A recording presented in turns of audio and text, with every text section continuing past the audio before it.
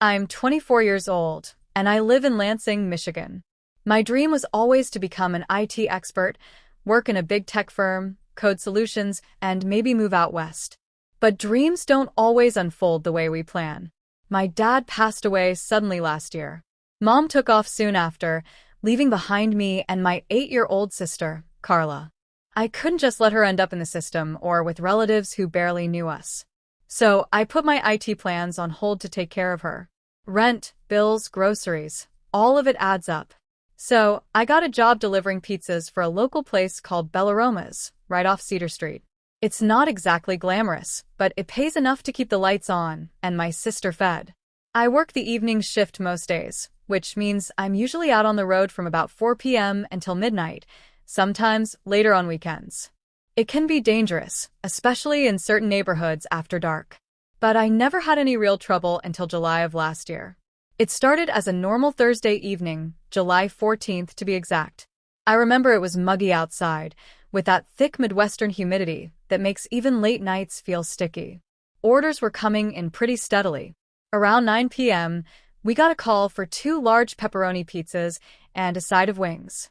The customer gave an address on a quiet residential street near old downtown Lansing, a place with big trees, older houses, and fewer streetlights. I didn't think much of it. I wrote down the address, loaded up my car, and headed out. The drive took about 10 minutes, but once I got there, something felt a bit off. The house was dark.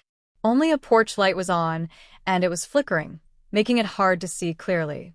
I knocked on the door. No answer. I tried a second time, calling out, *pizza delivery. Finally, a man's voice from behind the door mumbled something like, *be right there. He sounded breathless, almost like he'd been running or pacing. I stood there, waiting for what felt like a long minute. When the door opened, a tall, lean guy in a gray sweatshirt stared at me through the screen.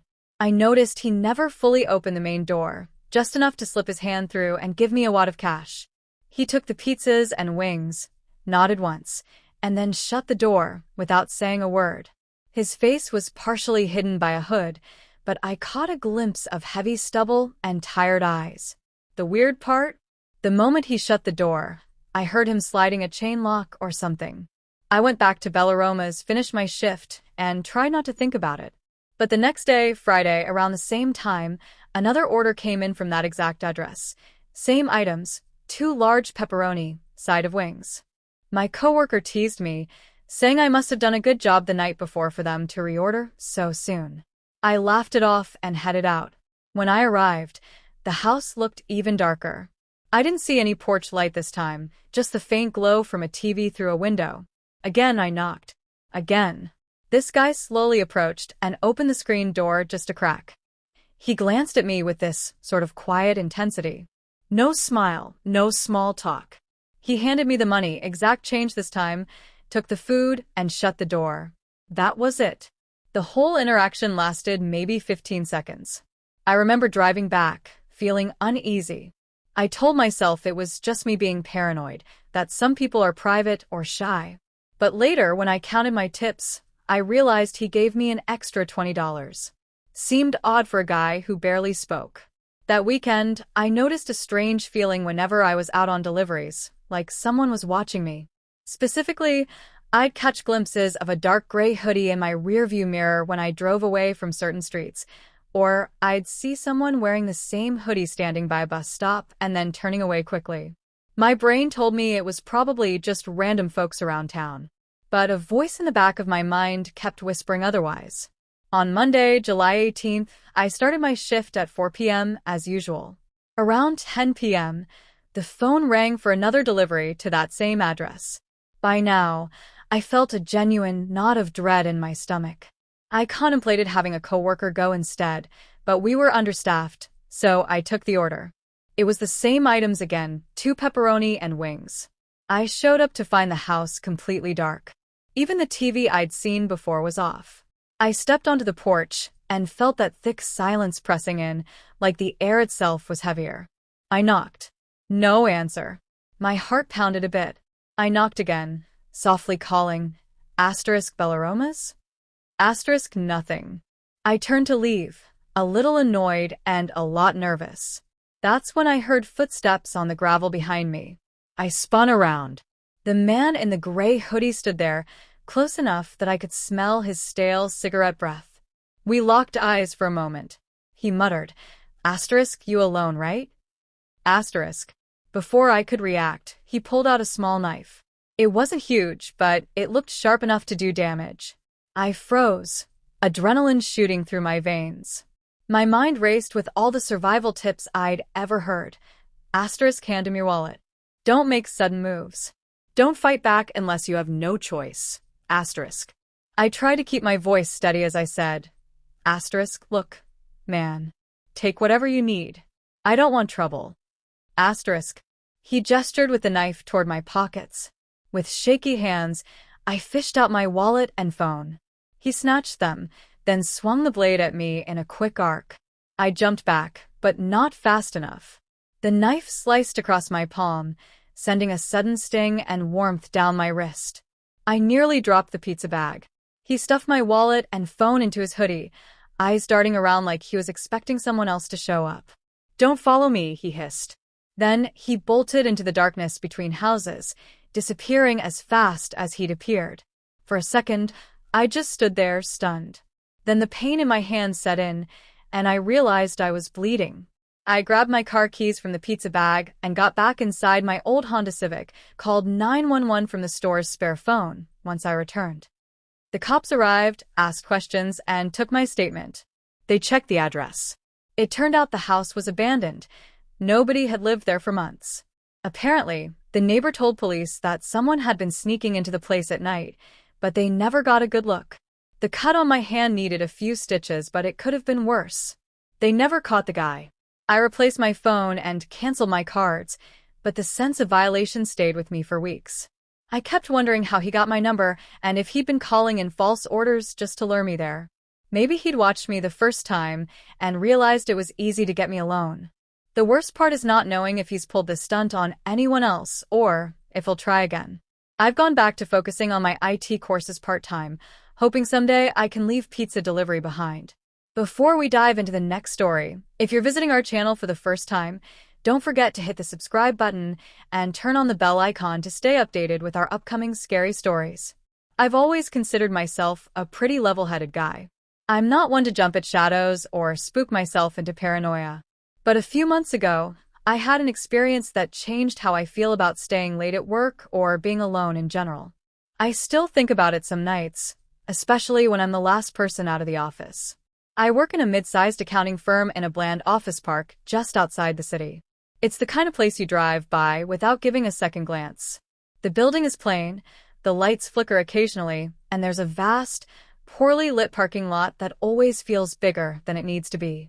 Most of the time, it's quiet and unremarkable. I started pulling long hours after a wave of new clients came in. I'd stay past sunset, sometimes not leaving until 9 or 10 at night. I was the only person on our floor who didn't mind the silence. Actually, I kind of liked it at first. There was no office chatter, no ringing phones, and I could focus on knocking out reports. That changed one Friday in late October. I'd been burning the midnight oil all week, so I barely noticed how empty the office felt after 7 p.m. Around 8, I decided to step outside for a quick break. The lot was nearly deserted. The sky had that purple-gray tinge of approaching rain, and the wind was picking up. I remember standing by my car, just stretching and enjoying the cool air when I felt someone's eyes on me. I turned around, expecting maybe a coworker who forgot something, but all I saw were rows of parked cars under flickering lamps. On the far edge of the lot, I thought I saw a shape, a person just standing there. Could have been my imagination. It was that kind of low light where everything looked like it could be a person. I shrugged it off as me being tired, stretched one last time, and went back inside. A few days later, my routine was the same. Stay late, finish a client's report, and try not to doze off at my desk. Around 9 p.m., my phone buzzed with a text from my wife asking if I was on my way yet. I figured I'd quickly check the break room for some coffee and then head out. The hallways were dim because after 6 p.m., half the lights switch off automatically to save energy.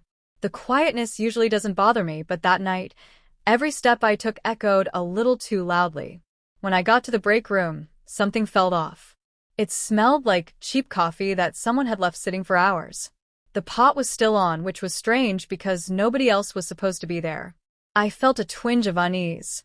But again, I figured maybe the cleaning staff forgot to turn it off. I poured out what was left, rinsed the pot, and left. As I headed back to my desk, I saw a figure at the far end of the corridor. A man in a dark hoodie, leaning against the wall. My heart skipped, and I froze for a second. He didn't say anything. He didn't move. I considered calling out, but something told me not to. Instead, I took a step closer. Maybe it was a coworker in casual clothes? But the second I moved, he disappeared around the corner. I tried to rationalize it. The cleaning staff wear uniforms and none of them have hoodies.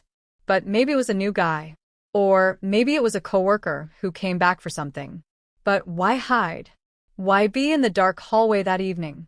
I rushed to gather my stuff and left. I caught myself practically running to my car, scanning the lot for any trace of him. I didn't see anything. From that night on, I started noticing strange little details. A door I could have sworn I locked would be slightly ajar. Footprints by my desk, like someone had been standing there. My supervisor asked me one afternoon if I knew why certain files in the archive room had been moved around. I didn't have an answer. Still, I told myself it was probably the cleaning crew or some coworker doing a project. One evening, I walked out of the building and felt that same sensation I'd felt before, that sense of being watched. I forced myself to look around. At the edge of the lot, under one of the few working lamps, stood the same hooded figure.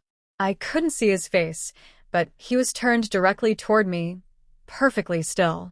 I stared for a few seconds, hoping maybe he'd wave or give some indication he was harmless.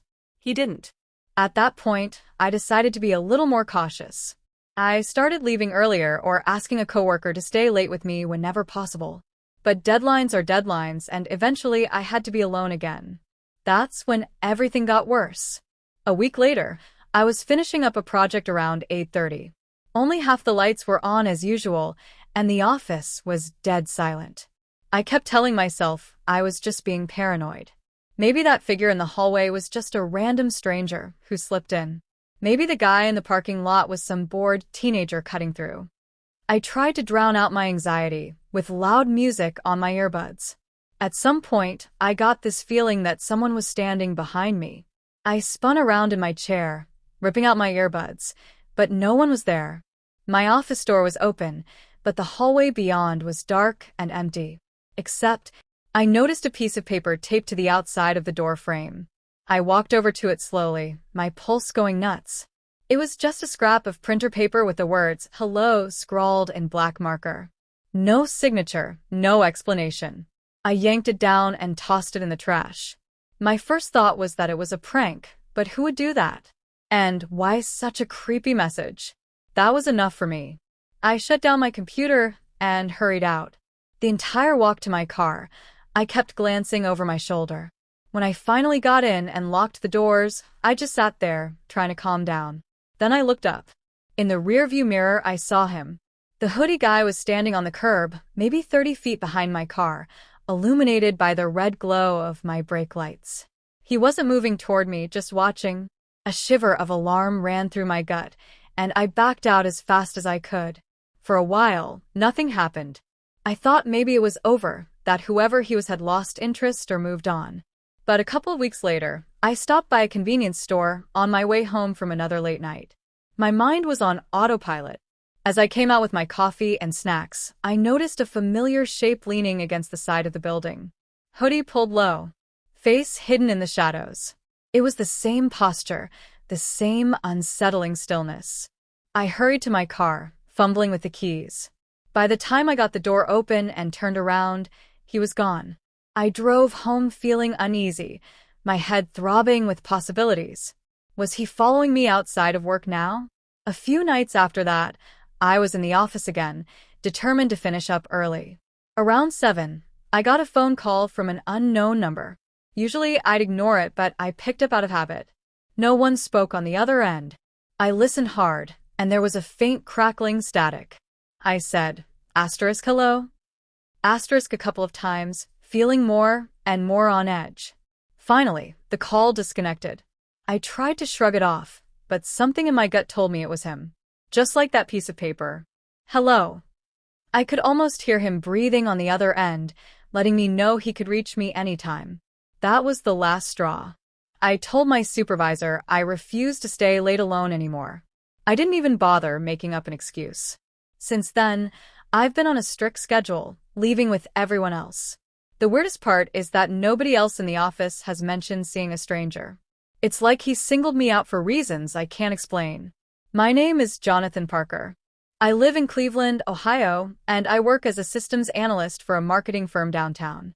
Because of my daughter's schedule, I am a single parent to a 6-year-old named Nubbles. My boss recently allowed me to work the late-night shift from home. This arrangement helps me care for Nubbles in the evenings, though it also means I stay awake into the early hours, huddled over my laptop. On the night of May 4th, 2023, I was sitting in my bedroom, finishing a project that was due the next morning. The overhead light was dim, and a small lamp on my desk provided most of my workspace illumination. Nubbles had fallen asleep around 8:30 p.m. and was quietly resting in her small bed near my desk. I remember checking the clock on my laptop. It was close to 11 p.m. when I first heard a series of loud knocks at the front door. At first, I assumed it might be a neighbor or perhaps a courier, though the hour was unusual for a delivery. The knocking continued, growing more urgent. Naturally, I felt a twinge of concern for Nubbles, who remained fast asleep despite the noise. I turned on my phone's doorbell camera app to see who was outside. On the screen, I observed a young woman, perhaps in her late teens, shivering on my porch. She looked extremely distressed, glancing over her shoulder repeatedly. I used the camera speaker to ask if she was all right, and she answered in a frantic whisper that someone had been following her for several blocks and she was scared for her life. At that moment, my protective instincts took over. I raced downstairs, worried she might be in genuine danger. Through the peephole, I saw no one else but her on the porch. I opened the door a few inches, and she practically stumbled inside, as though she could no longer stand on her own. Her face was pale, and her breathing was rapid, as if she had been running. I quickly locked the door behind us, trying not to wake Nubbles. I guided her to the living room and offered some water, though she didn't take it. She kept looking toward the door, appearing frightened. Before I could ask for more details, a new and powerful pounding rattled the front door. I felt my heart thud in my chest. I pulled out my phone again, switching to the doorbell camera. This time, there were 3 men standing outside, each wearing a dark, hooded jacket. One stepped forward and demanded I open up, insisting they simply needed directions. As I spoke to them through the doorbell speaker, the girl stood behind me, trembling. She said, *, they're the ones who followed me. Don't let them in. *. I hesitated. Everything about the situation felt off. I tried to remain calm and told the men they needed to leave, or I would call the police. Instead of backing away, they pounded harder on the door, demanding to come inside. Suddenly, I felt a sharp blow to the back of my head, and the world blurred. The young woman had struck me with a heavy glass from my end table. I recall dropping my phone, the camera feed spinning as it hit the floor. My vision dimmed, and I collapsed in a daze. I felt a stab of shock and confusion more than pain at first. The last thing I remembered was the front door opening. When I regained consciousness, it was eerily quiet. My living room was in disarray. Cushions were tossed everywhere. Drawers were pulled out, and belongings were scattered on the floor. The front door stood ajar, letting in the cool night air. My forehead was throbbing, and my vision swam slightly as I forced myself upright. My first thought was Nubbles. I stumbled upstairs, nearly tripping on the discarded objects on the steps. By some miracle, she was still asleep in her bed. I gently shook her awake, checking that she was unharmed. Thankfully, she was only startled by my frantic expression and the mess in the house. I called the police immediately, explaining that someone had broken in. Officers arrived within minutes, their patrol lights flashing across my living room walls. They inspected every room in the house, but the intruders and the girl were long gone. After a preliminary investigation, the officers noted that several valuables, including my laptop, Nubbles' tablet, and various small electronics, were missing. They also discovered that the criminals had rummaged through my desk drawers, likely looking for documents or money. An investigator took my statement. When I described the young woman who had initially appeared helpless, one officer exchanged a knowing glance with his partner. They explained that this ploy had been reported several times in the area. A seemingly vulnerable individual would beg for help, gain access to a home, and then work with accomplices to rob the homeowner. In many cases, homeowners were assaulted but rarely severely injured. The police assured me they would do everything possible to locate the suspects. They mentioned that the group had already targeted various parts of Cleveland, though none of the victims had been able to provide clear information on where the thieves disappeared afterward. Days passed, and I received no updates about the gang's whereabouts. The girl's identity remained unknown. Each time the phone rang, I felt a rush of hope that the police might have found her, but they never did. In the end, I was left with the unsettling awareness that my desire to help a stranger in trouble had opened the door, quite literally, to a carefully orchestrated crime. My daughter was safe, but the lingering thought still keeps me awake at night. Had I delayed my decision to open the door or inspected the situation further, perhaps the criminals would not have gained entry so easily. I took the overnight shift at the Maple Mart on South River Road in Bedford, New Hampshire, because the money was steady and the neighborhood was quiet most nights. I stocked coolers, counted scratch ticket rolls, and listened to the hum of the ice cream freezers. By 12:45 a.m., the lot outside was a mirror of empty asphalt, broken only by the glow of the street lamp and the whine of cars slipping along Route 101 in the distance. That Thursday started the same. I brewed a last pot of coffee for the rare late driver and wiped down the counter. The overhead speakers played a soft classic rock station, low enough that the clock above the lottery machine seemed louder each time it ticked. At 12:57 a.m., the front door chimed. A man no taller than my shoulder stepped inside. He wore ironed khaki pants, a pale blue button-down shirt, and scuffed brown loafers. His gray hair was neatly parted, his posture rigid in a way that reminded me of old military portraits. He carried no phone, no wallet in his hand, only a single folded bill between two fingers. We exchanged the customary nod. I asked how his night was. He answered with a polite "fine," his voice almost a whisper. He bought a bottle of spring water and a pack of peppermints. Nothing about him suggested danger. He looked like any retiree who could not sleep. While the register printed the receipt, he studied me, eyes of faded hazel that caught the fluorescent light and seemed too alert for the hour. I counted his change, pennies sliding across my palm. When I reached out, his hand shot forward and wrapped around my wrist. It was a gentle hold, yet impossibly firm, as if he had practiced the exact pressure. He leaned close. His breath smelled of mint and something earthy, like turned soil. "Be careful, girl," he said, articulating each word.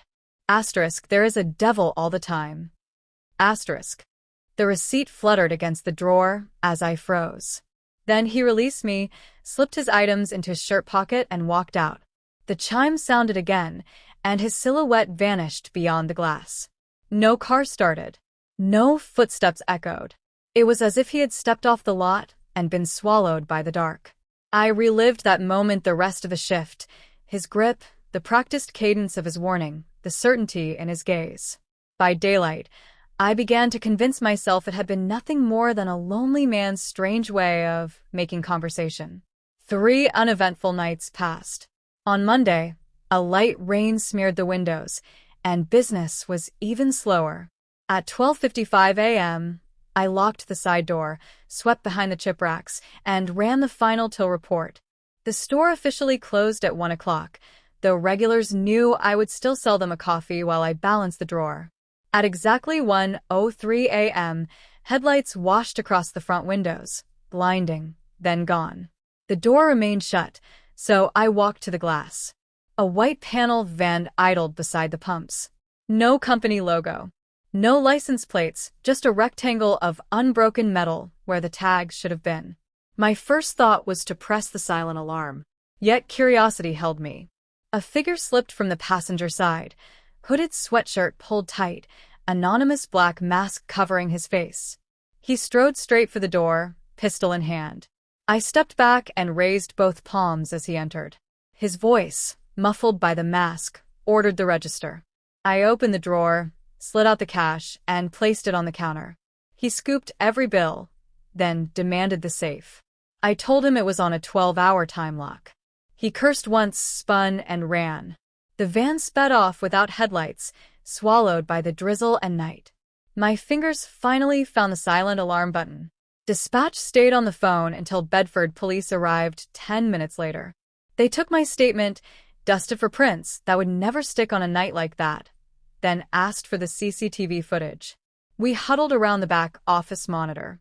The tape showed the masked man's entrance and exit, but what caught my eye was the driver. The overhead light in the van had blinked on for a second when the passenger door slammed.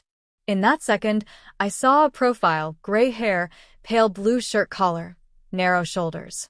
"It's him," I said, pulse hammering. Asterisk, that old man from Thursday. Asterisk. The officers had copied Thursday's tape after my story. Side by side, the frames matched the khakis, the parted hair, even the stiff bearing. They ran the plateless van through every report from Concord to Nashua. Nothing. Still, Bedford PD believed me enough to loop in state troopers. 2 days later, an officer named Detective Mason called. They had located a white panel van buried behind tangled brush on an old logging path in Bear Brook State Park, 20 minutes east. Tracks suggested it had been driven there recently. A footprint near the driver's side matched a shoe print lifted from my floor. At dawn the following morning, a task force swept the nearby woods. They found an encampment wedged between glacial boulders, a folding table, tarps strung between trees, boxes of stolen cigarettes and scratch tickets taken from other late-night robberies along Route 4. Huddled at the site were 3 men, 2 younger suspects with records out of Massachusetts, and the older man, whose license identified him as Leonard Abbott, age 71 of Portsmouth. When they cuffed him, he repeated a single phrase, asterisk, calm as wind through pine. "There is a devil all the time." Asterisk. His eyes, the trooper told me, never left the tree line.